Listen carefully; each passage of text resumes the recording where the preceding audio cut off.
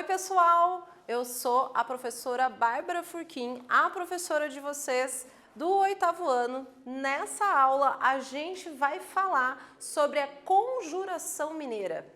Aguarda aí que a gente vai ver como é que se organizou, quais eram as ideias, por que ocorreu essa conjuração. Antes da gente começar a falar sobre a conjuração mineira, estamos aqui, quem vai estar com a gente toda essa aula é a Elisângela, nossa intérprete. Vamos começar, gente? Vamos dar uma olhada quais são os objetivos que nós temos nessa aula sobre a conjuração mineira. O objetivo é identificar os motivos, ações e consequências do movimento Conjuração Mineira. Bom, antes da gente começar a falar, tem uma pergunta aí para vocês. Você sabe como encontrava-se o Brasil durante o século XVIII? Aqui a gente tem uma imagem, uma ilustração que mostra os mineiros lavando ouro sob a atenta vigilância de funcionários da coroa. Essa é uma dica, hein? Vamos dar uma olhada?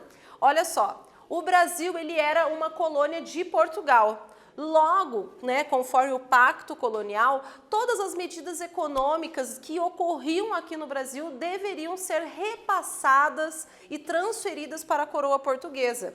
Nesse século, no século XVIII, o ciclo do ouro ele atinge o seu ápice aqui no Brasil e ele promoveu um crescimento do fluxo de mercadorias e pessoas nas áreas exploradas, além do desenvolvimento econômico. Com a descoberta do ouro nas Minas Gerais, o Brasil colônia torna-se o destino de milhares de pessoas. E esse ciclo do ouro ele vai transformar aquela região. E a gente pode dizer também que vai transformar parte da história do nosso Brasil. Bom, com a descoberta do ouro em Minas Gerais, aquela região de Minas Gerais, ela vai se tornar uma região superpopulosa, E a gente vai ver que vai começar a ocorrer falta de alimentos, violência e morte. Isso porque alguns indivíduos vão ser os grandes proprietários das minas. Mas existirão as pessoas que vão trabalhar naquelas minas para tentar ver se conseguem sobreviver naquela situação. No início, no processo colonial no Brasil, o trabalho ele era um trabalho escravo africano, a partir do processo de escravidão que nós vivemos mais de 300 anos aqui no Brasil. Mas no final do século XX, já em uma outra perspectiva histórica aqui no nosso país, a gente vai ver que o palco da corrida do ouro ele foi o garimpo da região de Serra Pelada, que fica localizada no Pará. E olha só, no auge da sua exploração, isso ali na década de 1980, que foi o período do grande auge da Serra Pelada, da exploração do garimpo do ouro lá, a gente vai ver que ele foi, essa região foi considerada o maior garimpo a céu aberto do mundo inteirinho, gerando um ambiente também de disputas com violência e morte. Ou seja, em séculos diferentes, situações diferentes, nós vamos ver que essa corrida pelo ouro, ela trouxe muitos lucros a uns indivíduos e muita pobreza, violência, a outros indivíduos, que eram a grande maioria dos que trabalhavam nesses garimpos.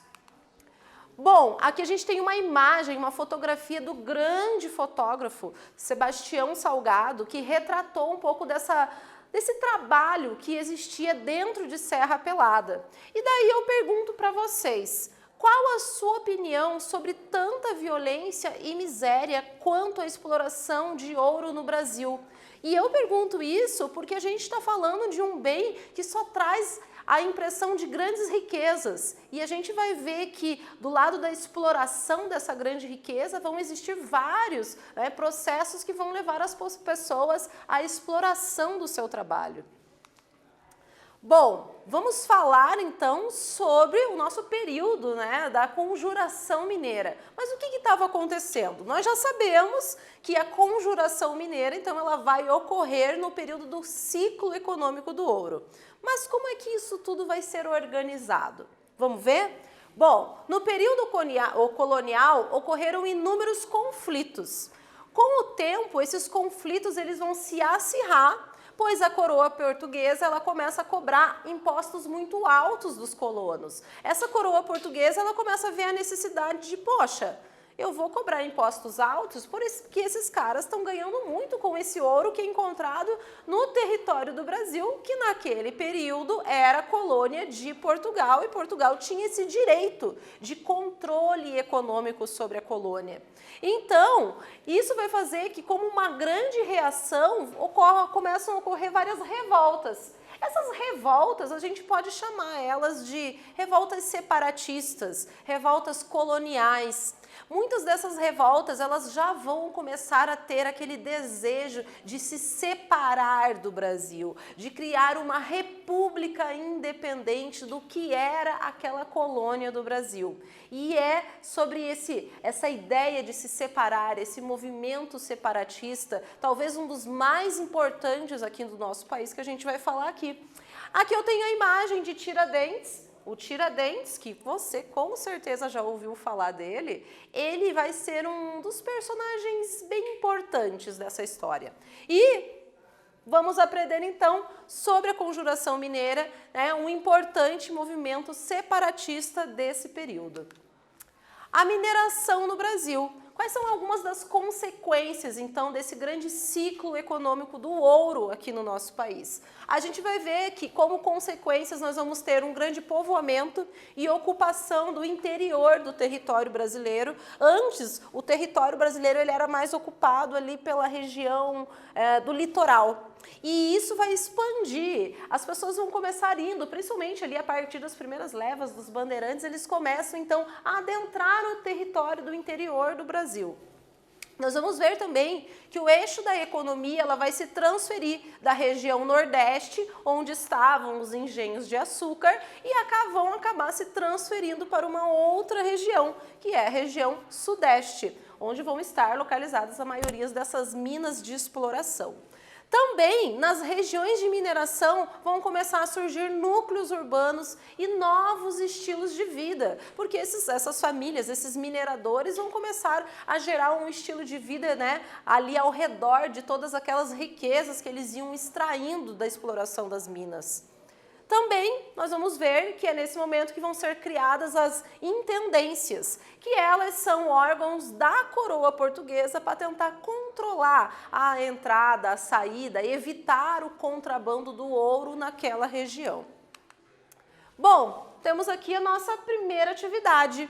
Então, quero que vocês observem muito bem essas duas imagens, façam uma análise dessas duas imagens, né, aqui abaixo. E essas ambas imagens, em tempos diferentes, uma localizada nas Minas Gerais no século XVIII e outra na região de Serra Pelada, do Pará, no século XX, nós estamos vendo duas imagens de indivíduos que trabalham na exploração do ouro. E eu quero que então vocês apontem algumas das características encontradas nesses dois momentos. Vocês vão ter aí alguns minutos para refletir sobre quais são essas características e a gente já volta.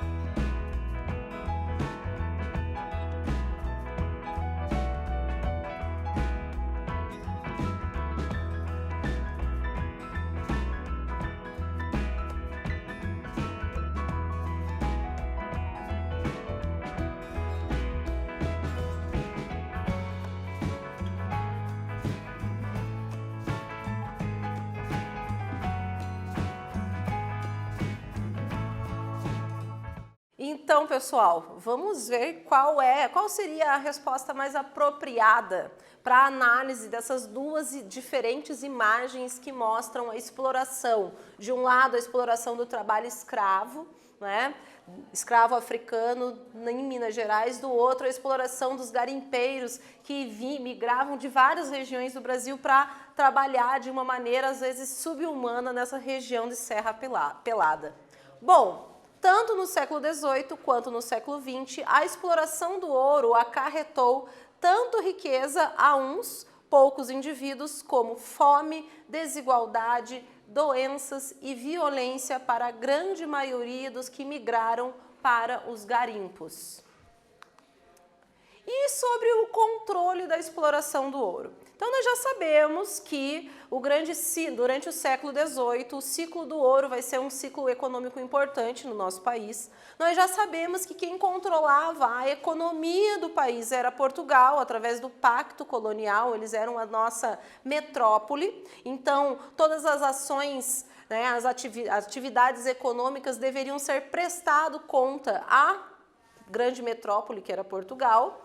E daí, olha só o que vai acontecer. Na segunda metade do século XVIII, Portugal ela era uma nação com uma economia bastante frágil. Sim, né? Haviam se passado séculos e aquela grande potência marítima, né, que iniciou o processo de colonização no Brasil, acabou passando por ali algum processo, né, em que ela foi criando várias dívidas. Muitas dessas dívidas, boa parte delas, eram com a Inglaterra.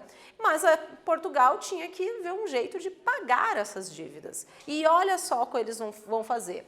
As minas de ouro do Brasil, elas estavam começando a se esgotar. E Portugal começa a adotar medidas de um controle maior sobre a exploração. Opa, chegou uma oportunidade que Portugal encontrou de cobrar impostos mais altos, controlar essa exploração e, quem sabe, conseguir algo para sanar as suas dívidas com a Inglaterra. Então, olha só uma das medidas de Portugal. Foi aumentar a fiscalização. Então, essas minas de exploração tinham pessoas que ficavam fiscalizando ali o tempo todo, como para ver se o trabalho realmente estava existindo e se não estava existindo contrabando, né, de ouro ou qualquer outra espécie de metais preciosos. Também ele tornou mais rigorosas as penas a quem contrabandeava ouro. Essa era uma atitude até bastante comum, né? O contrabando de ouro, inclusive por alguns dos donos dessas minas de exploração.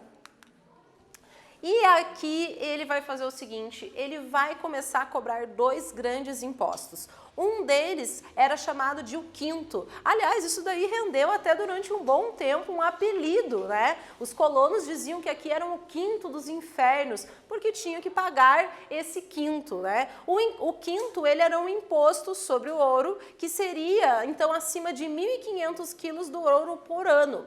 Para os grandes donos de minas, isso era era um gasto enorme que eles teriam para pagar esses impostos. Mas vai vir aí a surpresa de um imposto novo cobrado por Portugal, que era a chamada derrama. Mas o que é a derrama? A derrama ali em 1751, é o ano em que ela vai começar a vigorar. Ela era um imposto cobrado a todos os cidadãos das regiões de Minas para cobrir o que os mineradores deviam de impostos à coroa. Então eu vou explicar para vocês. Um minerador, ele deixou de pagar impostos porque ele não teve condições de pagar aqueles impostos tão altos. E o que seria a derrama? A derrama seria a cobrança desses impostos de um determinado minerador ou de vários mineradores que deixaram de pagar os seus impostos para serem cobrados então agora para outros mineradores. Os indivíduos iam ter que pagar os impostos que não haviam sido pagos por outros indivíduos. E isso acabou gerando uma grande reação, principalmente daquela população mineradora ali, da grande elite, que viu que ela ia ter que, além de pagar os seus impostos, ter que pagar os impostos dos seus colegas que não haviam conseguido pagar aquilo.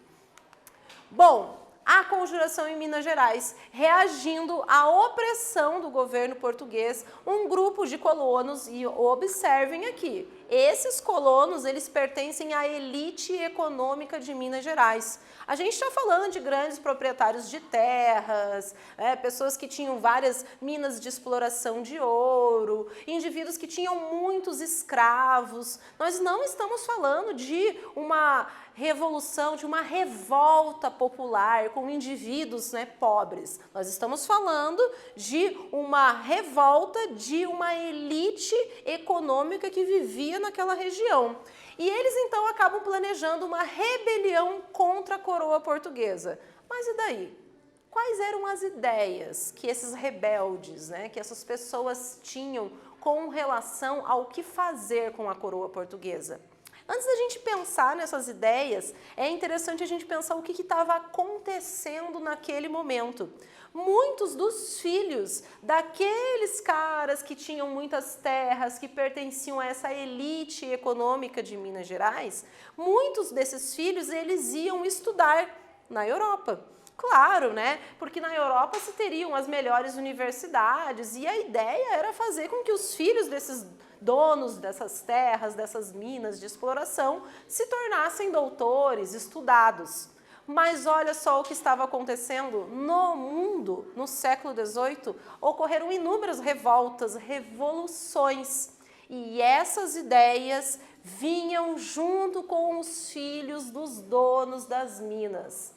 Então, ideias de liberdade, de igualdade, de justiça, de exigências políticas vão vir junto com esses filhos que estudaram na Europa. E isso tudo vai alimentar a vontade de uma revolta dentro de Minas Gerais. O que estava rolando no mundo, no século XVIII, no mundo ocidental? Vamos falar ali da Europa, basicamente. O que estava acontecendo lá nesse momento inicial? Olha só, a Revolução Industrial na Inglaterra, a partir da segunda metade do século XVIII, inicia essa grande transformação no mundo, onde começa-se a mecanização dos meios de produção. Uma outra coisa importantíssima, os ideais iluministas. Como assim ideais? Era um movimento filosófico que ele vai influenciar as grandes transformações do século XVIII que vão ocorrer não só na Europa, hein? Olha, spoiler.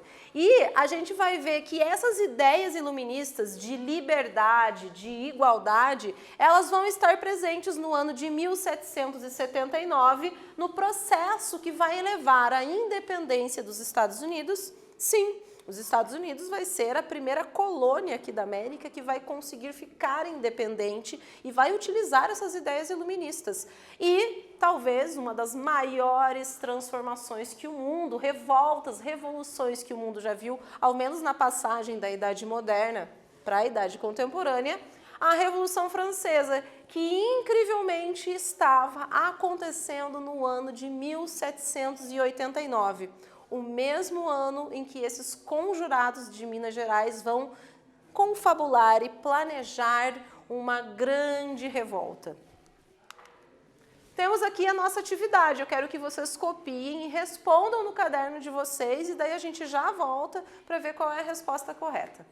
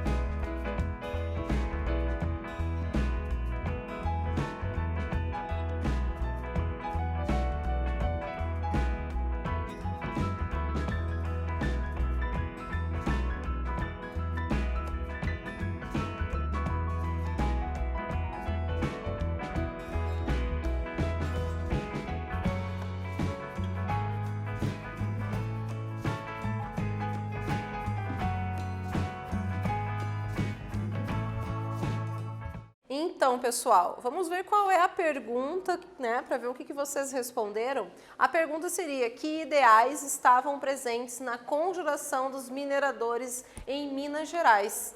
E a resposta é: estavam inseridas na conjuração mineira ideais revolucionários guiados pelo iluminismo e que vinham acontecendo na segunda metade do século XVIII, através da Revolução Industrial na Inglaterra, da independência dos Estados Unidos e da Revolução Francesa.